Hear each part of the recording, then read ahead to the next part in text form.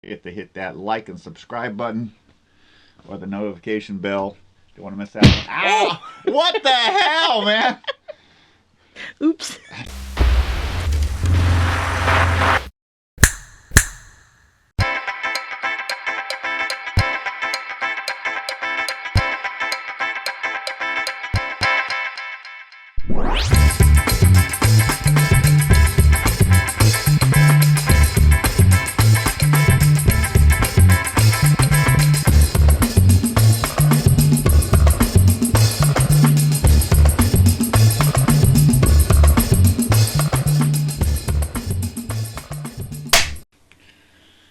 Hey everybody, this is SequelCentric. Take a look at follow-ups in the media, see how they stack up against their predecessor. I am Nate, and she is the Ellie to my Alan, the Claire to my Owen, Sandra. Yo. How you doing? Healing, still, getting over COVID. Okay. Is that where SequelCentric's been the last couple of weeks? Yeah, gotta love the COVID. Not when you get Worst anniversary present ever. Agreed. Didn't get to do anything. True. Well, I mean... Except lay in bed and be miserable. True. Not even our bed. Laying on the couch in the big electric chair. Yeah. But being miserable together. It did give us to do, At least we got to be miserable together. Yeah, but I forced you to watch some 80s movies that you've never seen before. Thanks a lot. Yeah, no problem. You want to list off some of the movies that we watched together? Kindergarten Cop? Yeah. Mannequin? No, I've seen that one before. Oh, Mannequin 1 and 2? Well, yeah, Mannequin. Yeah. And some of the body switching movies like Vice Versa with Judge Reinhold and... Yeah. And the other one. Fred Savage. And like Father Like Son with Dudley Moore. Kirk Cameron, who was big at the time with... Growing Pains. And then Sean Astin. He was a teen heartthrob. Yep, yeah. Sean Astin. That Sean Astin from The Goonies, Encino Man, and Peter Jackson's Lord of the Rings. Samwise. Yes. Samwise Ask Angie. Yeah, and he played a fraud character, a fraud theoretical physicist on the last season of Big Bang Theory. Oh, yeah, that's fun, yeah. What was his partner? Was that from... He was in the Santa Claus series on Disney. But he's also part of the Harold and Kumar. Is he? I think that was it. You follow that more than I do. Well, now that we're all caught up on where SequelCentric's been in the last, month, let's welcome. Fidgeting. I know. Let's welcome any newcomers who have found us, as well as our tried and true regulars. Don't forget to hit that like and subscribe button or the notification bell. Don't want to miss out on. Ow! What the hell, man? Oops. I don't want to miss out on any of this action. Or new videos like our 69th episode, Bill and Ted's most excellent episode. Now if we get divorced, you have proof of it. Yeah, exactly. It's all just got to print it on the YouTubes now. Yeah, if I delete it. Or watch any of our past reviews like the ID4 sequel, Resurgence, which that one too has Mr. Jeff Goldblum in it. Housekeeping. Let's go on to some housekeeping. If you're looking for some more SequelCentric content, head on over to patreon.com/SequelCentric. No? Okay. Did you think I was going to hit you? No, you're going to do your thing. That's why I went like that. Oh, sorry. I thought you were flinching because you thought I was going to retaliate. No. Okay. And for one banknote, you can access around 52 extra pieces of content right now, and with more to come, including blooper reels to various movie reviews and our first episode of Stump the Chump. And the second one is on its way. I've been working on it. Someday over the rainbow. Singing. Speaking of Patreon, we here at SequelCentric would like to thank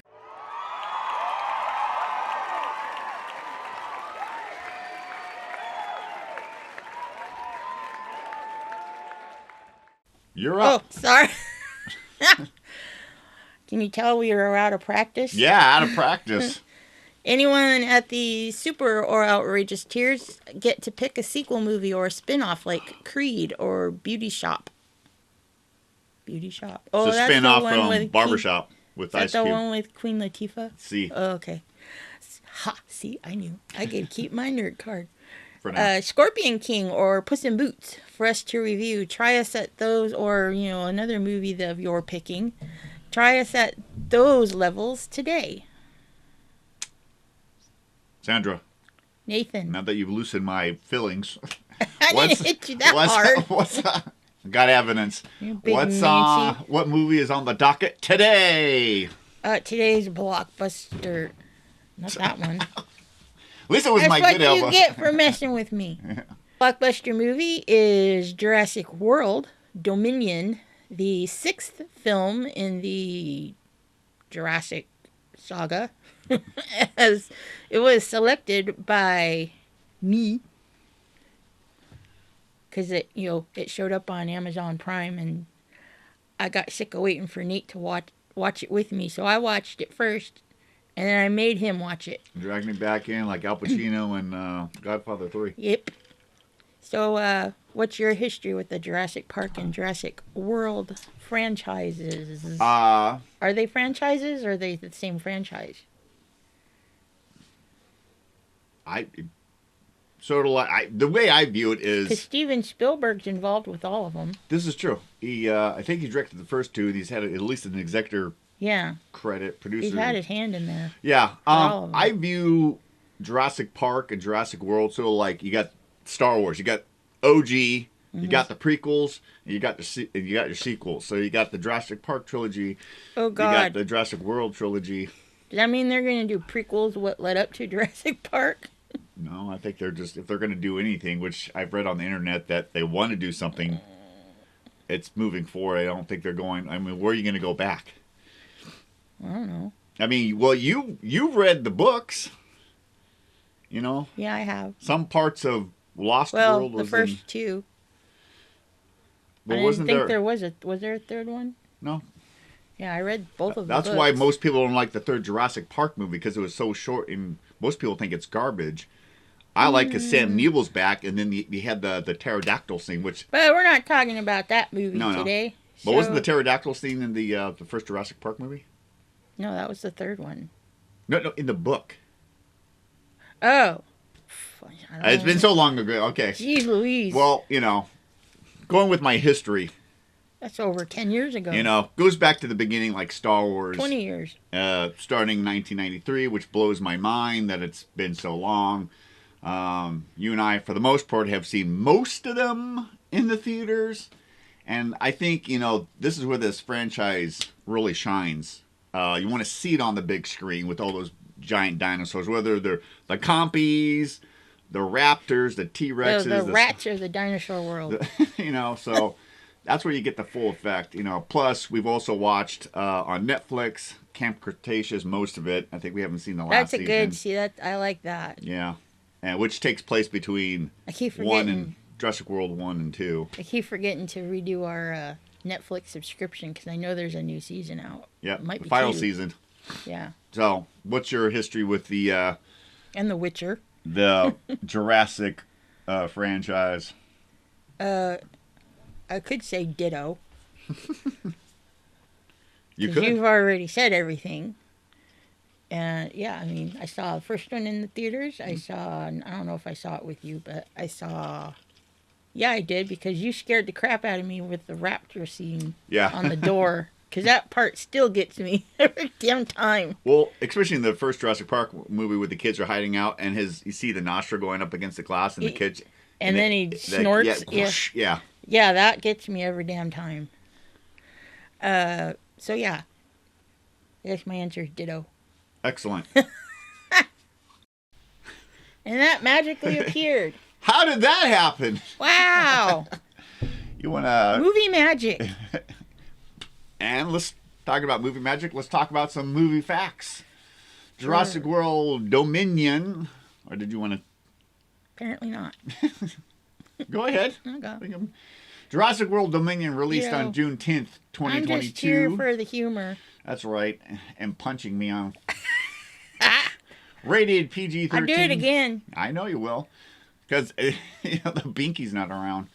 Rated PG-13 with a running time of 146 minutes. Directed by Colin Trevorrow. Screenplayed by Emily Carmichael and Colin Trevorrow. Story by Derek Connolly and Colin Trevorrow. Wow. Music by the GOAT himself, Michael Giacchino. He had a lot of fingers in there. Yep. Distributed by Universal Pictures. Budget of somewhere between $165 and $185 million. And Box off. box office of $1 billion, which is great considering most of the critics didn't like this movie. Give us the summary of the movie. So Dominion takes place 4 years after Fallen Kingdom, with dinosaurs now living alongside humans around the world. The movie follows Owen and Claire on a rescue mission to save Maisie, and which we learned about her in the Fallen Kingdom, and Beta, which is Blue's offspring. Mm-hmm.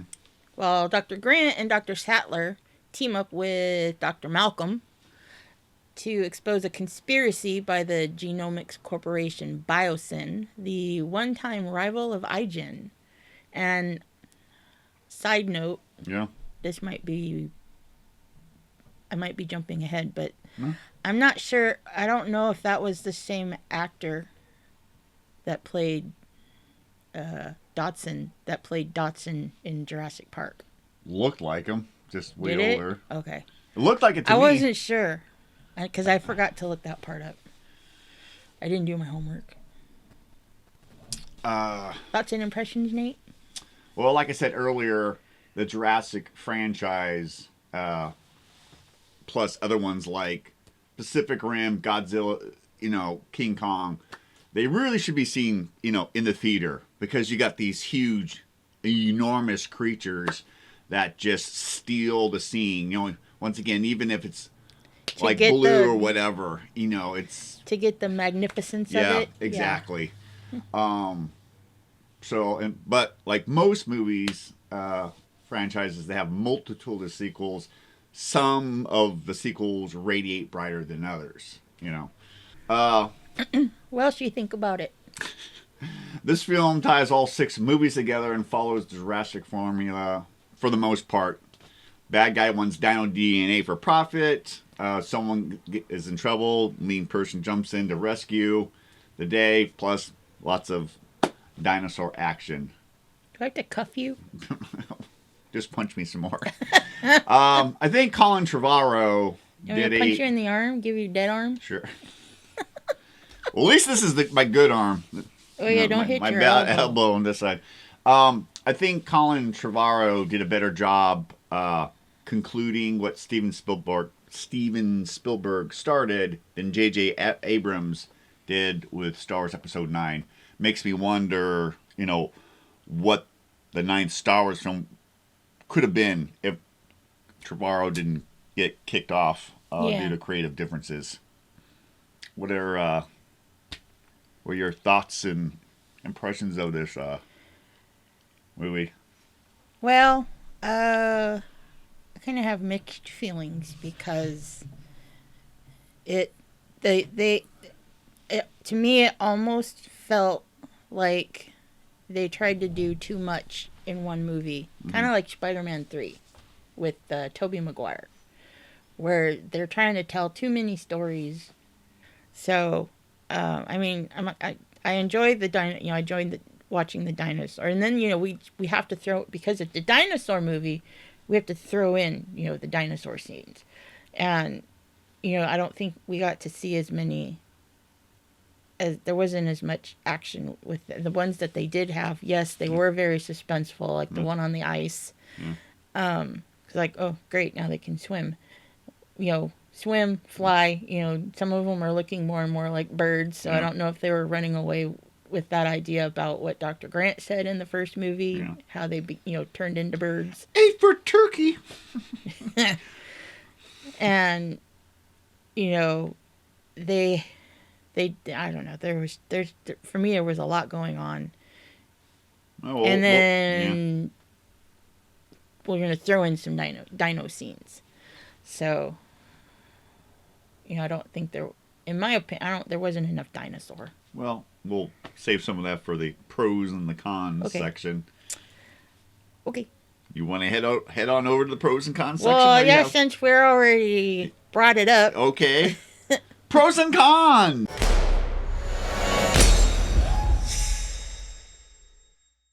Like you said earlier, bringing back Sailor Grant, Malcolm, plus teaming up with Owen and Claire from Jurassic World. That was so great. I was looking for something like that in the sequel trilogy, but they kind of had one of the OG characters with the new characters in each of the movies. So I mean, I liked it, but I liked how they all, for the most part, you had to cut it down a bit. 2 different stories, and then finally they came together towards the end, So it was nice to see Jurassic Park main guys and Jurassic World main guys share screen time together, which is a fun fact that Malcolm and Neil, the last time they were on the same screen together was Jurassic Park, even though Malcolm was in Lost World and Grant was in Jurassic Park 3, so that's like 20 plus years. It seems like they always tried to keep the first movie connected. Yeah. And I think they did a really good job. Or characters connected, yeah. You got a pro? Dodson. We hadn't seen him since the very first movie, and, he was the spy or whatever that met with Newman. It wasn't his name. Wayne Knight? Yeah, Wayne Knight's character in Costa Rica. And, showed him how to smuggle the embryos off the island with the Barbasol can. Yeah. Which, that made a cameo appearance. Another pro for you? Ellie and Alan reconnecting. Yeah. I mean, there was always... It was there. There was always something there you could tell in the first movie and the third movie, Right. But I think what split them apart was that she wanted children and he didn't. Yeah. And, but then, spoiler alert, she, her kids that was in the third movie was in college, and then she divorced her husband. But, you could always, you knew there was something going on, especially when Malcolm was trying to get in on some of that action. We start asking Grant about the relationship, and he's all like, when you get to the middle of the movie in Italy with the black market dinosaurs, so you saw, a nice variety of dinosaurs, except for the one with the horns. Yeah, he was in Camp Cretaceous. Yeah. So it was nice to see, that species of dinosaur on the big screen, and a whole bunch of other ones that were amazing. Plus the laser pointer thing that was in Fallen Kingdom was, you saw it in action. Yeah. Oh yeah. The laser target thing. Yeah. So I mean, that was a wild chase scene. It was with one of their genetically modified raptors. Yeah. I forgot what the name was, but so we got some catch-22s in this one. Yeah. Big dino fight at the end. Yeah, it's typical in every Jurassic Park movie, Yeah. I mean, I enjoyed it, but 6th time out. I know. Or whatever. It's just like, and it usually involves the T-Rex. I mean, it's the standard formula, The other one is all the callbacks, all the references, and all the Easter eggs in this movie. It's just like, there's like... A little overwhelming? It was, it's just me. That's me. It's like, I like it, don't like it. Yeah. What about you? You liked all those callbacks, references, Easter eggs? The subtle ones? Yeah. Yeah. Because there were some subtle, if you hadn't seen the first movie, you probably wouldn't have picked up on it. And sometimes, it was in the background. Yeah. And, the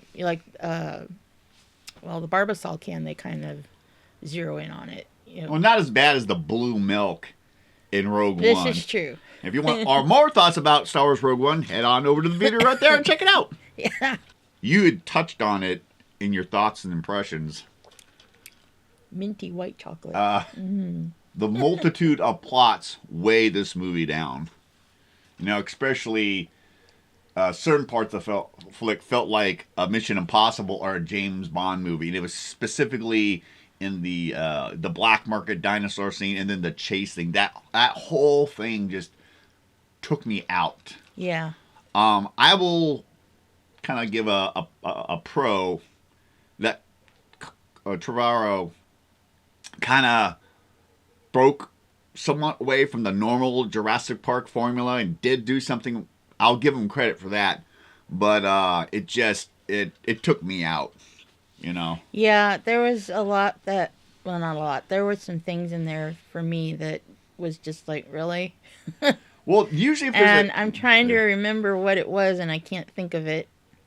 Well, usually if there's a chase scene with a dinosaur and a human, the humans don't get that far.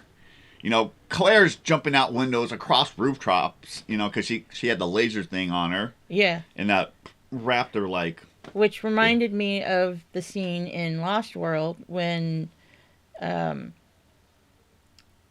Sarah, yeah, the one that went down there to study them, yeah, she's jumping across roofs and you know, through the whole maze thing with the raptors after her. yeah.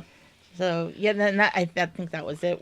There was a lot of some of like the action scenes where it was like not reliving, but it was like almost seemed like a clone, for lack of a better term, of one of the other movies.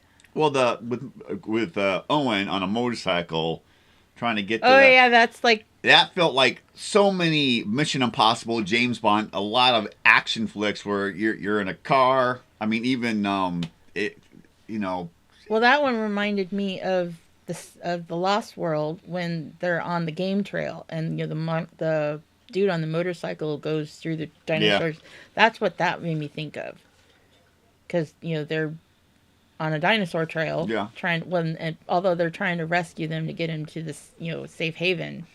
They're not trying to. Yeah, but they're on an island where it's like, you know, it's a jungle-esque place. This is the other jungle. It's a concrete jungle, and that's one of I enjoyed it quite a bit. But that was the thing that like took me out of the movie because it felt so James Bond. Gotcha. Ethan from Mission Impossible because he's on a motorcycle, you know.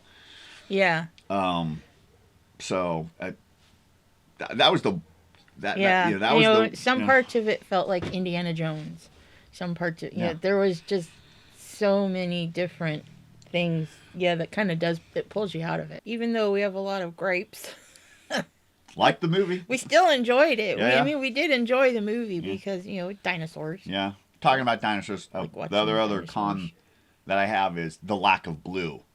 Yeah, blue was so prominent in the first two ones. This one, yeah, you know, she's there, and you know, the beginning and the end, and you know they still, you know, Blue and Owen still have this, you know, somewhat connection. Like the respect for each other, and you know, she doesn't immediately want to rip you to shreds and eat you, and that's her instinct. Yeah, but. You know, when they share a couple of looks or glances that shows that that they understand each other. No. Another pro that I thought of was Dr. Malcolm and his satire, his comments. Some of his comments just he's still Dr. Malcolm. Yeah, and and once again he's trying to tell everybody. Don't do this. Don't mess around with it. And in the end, he's right. Oh, yeah. I mean, since the very first Jurassic Park 1 movie. Right. And when he was having that conversation with Hammond. Yeah. You were so quick to do it. You didn't think about you were so quick to think about whether you could, didn't think about if you should. Exactly. And, the whole playing God thing where, just because you can doesn't mean you should, and that still it rings true with the the real world, not just in movies, and So, I'm glad that they had him in this one because I do like his well, he did have comical satire. Yeah. I mean, he had that brief cameo in Fallen Kingdom with, he's talking. I don't know if it was the U.S. Senate or the World Trade. Somebody. Yeah, it was a seminar or something. Yeah. Or the League of Nations, not the League of Nations. What is it called? I forget, but I know what you're talking about. Yeah. Sorry. Yeah. So he was talking to a whole bunch of people saying, "Hey, let the volcano that's been extinct. It's going to blow. Just it's their time again. But it's like anything. It's like, well, we got to save them. Fun facts. You want to read some fun facts? Sure. Let's have fun facts. You want to read some? Yeah, Jurassic World Dominion was released nearly 29 years after Jurassic Park in 1993, 25 years after The Lost World of Jurassic Park, 1997. I think it should be Jurassic Park Lost World. I don't know why they flipped it. Yeah, I don't either. That's things weird, wonky. Yeah. And nearly 21 years after Jurassic Park 3, which was in 2001. And nearly 7 years after Jurassic World from 2015. Mind blown. Okay. Feelings loosened. I loosen them. And like I said earlier, Jeff Goldblum and Sam Neill. Hungry? Yeah, Sam Neill hadn't been on the screen since the first Jurassic Park movie in 1993. That was another moment. Because once again, you saw Malcolm in Lost World, and you saw Grant in. Yeah, you saw one, and then you saw another, and you even saw Ellie in the third one briefly. Yeah. Got a favorite scene? My favorite scene. Let me think. You go first. One of my favorite scenes, Owen and Kayla, the pilot, after they ejected Claire and they went down it was like a different part of the island. So like the weird biodomes in Cretaceous Park, Camp Cretaceous, on that other island when they had the different biodomes and stuff on the island. Plane went down. They were walking carefully on some ice, and then a feathered bird, it almost looked like a feathered raptor almost. Yeah. Catches wind of that, checks them out. Once again, tying it into Dr. Grant's theory. They go from like being careful to like almost running, and then it goes underneath the water. It's like, what the hell? It's like, son of a bitch. Yeah. So game on. I guess mine is kind of connected to, one of my favorite scenes is kind of connected to yours. Because, as the plane's going down, spoilers, they eject. They only have one parachute, and so the Claire gets ejected, and that's another one of my cons, or not cons, but that was another scene where they reminded me of one of the other movies, because she parachutes into the island, or wherever, the sanctuary, which reminded me of the third movie when they parachuted onto the island because their boat was attacked. Yeah. So she parachutes to the island, and this was probably one of the most suspenseful for me, is when she's, she cuts herself out of the chair. Yeah. And there's a dinosaur that comes along, and it's not Giganotosaurus. It was another one. I call him Nails because he's got these claws that are like. He reminded me of. He was like Freddy Krueger of the dinosaur. Yeah, because he had these friggin' talons. Edward Dino Scissorhands. Yeah, Dino Scissorhands. There you go. Holy smolies! He comes along because they had baited the jungle right there with a antelope. I think it was an antelope. Antelope deer or something. And the dinosaur comes along. And, it sees the antelope, and it's kind of sniffing, and then it freaking just bitch slaps it. And, she cuts herself out of the ejection chair. Yeah. And she's crawling through the jungle, and then finally it spots her, and I'm just like, oh geez, why don't you just don't move? Yeah. You know, why do they? I mean, I know you want to get away. It's your flight or fight response. Yeah. And so she's crawling, you know, through the jungle and into the water, and this thing is just following her, and you think she's gonna get eaten, and you know, and then she ducks her head under the water, and well, she's slowly crawling, you know. Yeah. And then she like goes into some water, and then with all you see weird green stuff like moss. Yeah. And, you know, swamp moss, swamp. I don't know how you. Anyways. And she just ducks her head under the water and holds her breath. Yeah. And, you know, he kind of, you know, gets his nose like right up there at the water, and he's sniffing. I'm like, oh, God, he's going to eat her. He's going to eat her. So that was probably one of my favorite as far as suspense. Yeah. One of my other favorite scenes, I liked it a lot, but it was the thing that took me out of the movie was the chase scene with Claire running away from, I forgot the name of the dinosaur. I think it predates the raptors, I think. It was one of the ones that they genetically modified. And the other one or two, I think there was three, chasing, you know, Owen on the bike. Yeah. I mean, that's any chase scene, like that's one of the things I liked about the Bourne movies and stuff. Like you got a chase scene with a small car going through a city, whatever. Got a favorite line? I promise. You can take that one if you want. Yeah, well, you know, and that's what I was saying. You know, he had so many. You made a promise to a dinosaur. Yeah. Yeah, when when the whole group is together, the Jurassic Park team and Jurassic World come together towards the end of the movie, and then you know they're just talking, and Owen tells kind of like the group like, "Hey, promised Blue, you know, I'd save her kid and whatever," and Malcolm's all like trying to process. Wait a minute, he's like trying to wrap his head. You around made a promise to a dinosaur, you know. It's like, but you know, Malcolm doesn't know the relationship between, you know, Owen and Blue. So you train dinosaurs? Yeah. Was it like a dog? Yeah.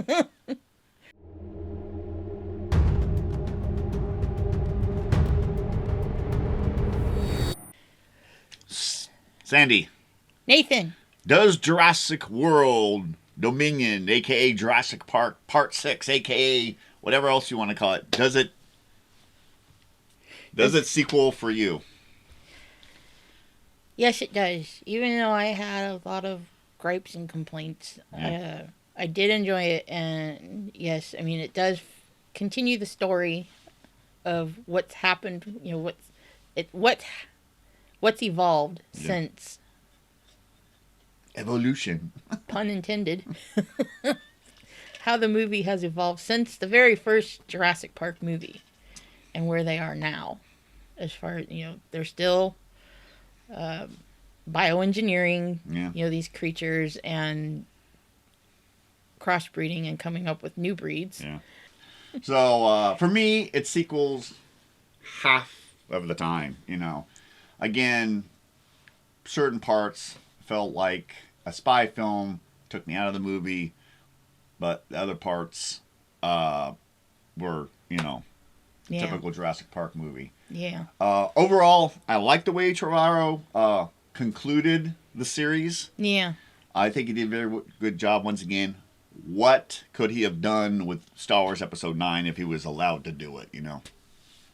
What's your verdict? What's the verdict? Buy it, watch it, ditch it, or the infamous burn it. Not a burn it. Not a burn it. Not a ditch it. Not a ditch it. That leaves buy it, watch it. I'd say watch it. Watch it. No, I changed mine. Burn it. No. Okay. No. Ditch it. Okay. Slightly smolder it. No. Slightly smoldered. It's once again you make a new rating between ditch it. No. And burn it. I would say if you're a fan of Jurassic Park, Yeah. and Jurassic World, Yeah. I would buy it just to have it in my collection. Yeah. I would say watch it if you love the series. Ditch it if you've been unhappy with the last couple. Okay. So we can agree to watch it.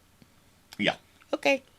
Well, we've gone on long enough. This might be our longest review yet, but that's it for today. Our review on Jurassic Park Dominion.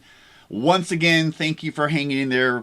I know material and content was very sparse through March, but due to COVID and the infection on my elbow, all we could do is pull some stuff from the vault. And my teeth. I got bad teeth. No one cares about your teeth. I care. had good teeth until you loosened them up. I'm going to punch you on the other side. So you match. What do we have on the calendar for next, Sandy? We have a John Wick Chapter 3. You hear that, Will? Finally getting to John Wick. Maybe. Maybe. Eventually. By star patron Jonathan. Yes. We have also got Bill and Ted. Yep. Coming up. Bill and Ted's Face the Music. We have Stump the Chump Episode 2 coming for you Patreons. Coming down the pipeline. And a whole bunch more as we try to get back into the groove of things. Oh, yeah. We're officially in April, which means next month is May. So 2 things usually happens in May. We usually do a Star Wars review, May the 4th. And 2, yay! It's your anniversary. It will be your 2nd year anniversary. I've been doing this for 2 years. Yeah, SequelCentric. Jeez, I have no freaking life. Maybe we'll have cake like last year. I have no life. If you want to see the anniversary of last year and how we celebrated, head on over. Tidbit anniversary. We had cake and then until next time, ask yourself this one question. Does it sequel? Bye.